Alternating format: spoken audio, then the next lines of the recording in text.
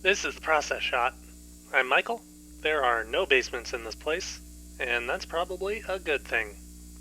Forbidden Zone is an oddball comedy movie from Richard Elfman, made back in 1980, that parodies aesthetics of 1930s and 40s cartoons, following the members of the Hercules family as they enter the Forbidden Zone that exists beneath their house.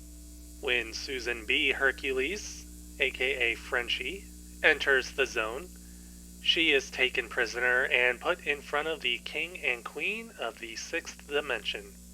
The king immediately falls in love with her, much to the queen's dismay. As the other members of the Hercules family go off to rescue her, a number of other events occur that threaten the stability of the kingdom, from torture and interrogation to interference by Satan.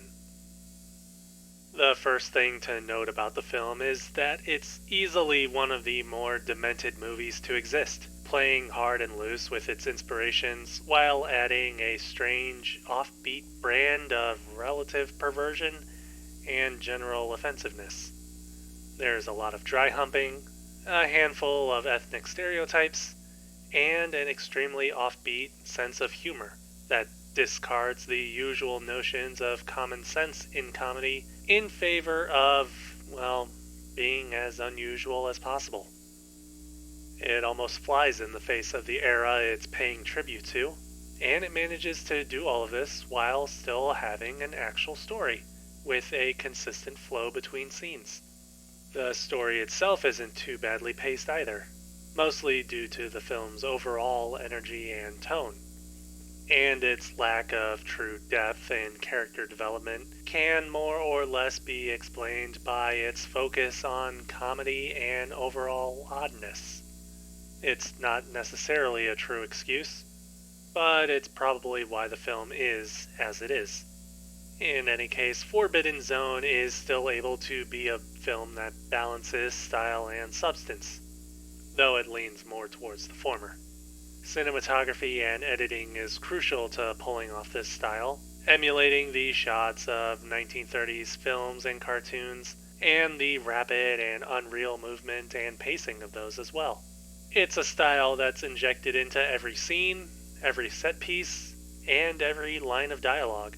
And overall, it's almost necessary to help pull off the story being told, or else it may seem even more unusual or out of place if it were trying to mimic some other era. Either way, the film's use of music is also a much more direct means of securing this idea, with a good number of songs from the 1920s and 30s, as well as some original compositions, interrupting the action and giving the characters an excuse to sing, lip sync, or dance. As a result, the film isn't quite a traditional musical, but music is still important to the story. Or at least it's what makes up a good percentage of the film. Arguably, the music is just another bit of the film's style taking precedence over anything. In the end, Forbidden Zone is a wild ride from start to finish. Almost like a cross between a cursed videotape found in some abandoned building and a long-lost film reel also kept in an abandoned building. And also somebody decided to try out their best sex jokes and put it all into a screenplay. Oh, and there's also some old jazz records involved. The end result is one of the weirdest movies ever committed to film, and definitely something that does its best to defy description. It's a movie that asks you to accept it at face value, then do everything in its power to make you feel like you might have wasted your money. But it's not at all a waste. Well, for me at least. Forbidden Zone. Richard Elfman, 1980. 4 stars. I recommend seeing it, though it certainly won't be for everyone. That's it for the review. If you liked it, leave a like. Leave a comment if you want. If you'd like to see more reviews like this one, then please subscribe. In the meantime, I still gotta find something for music around here.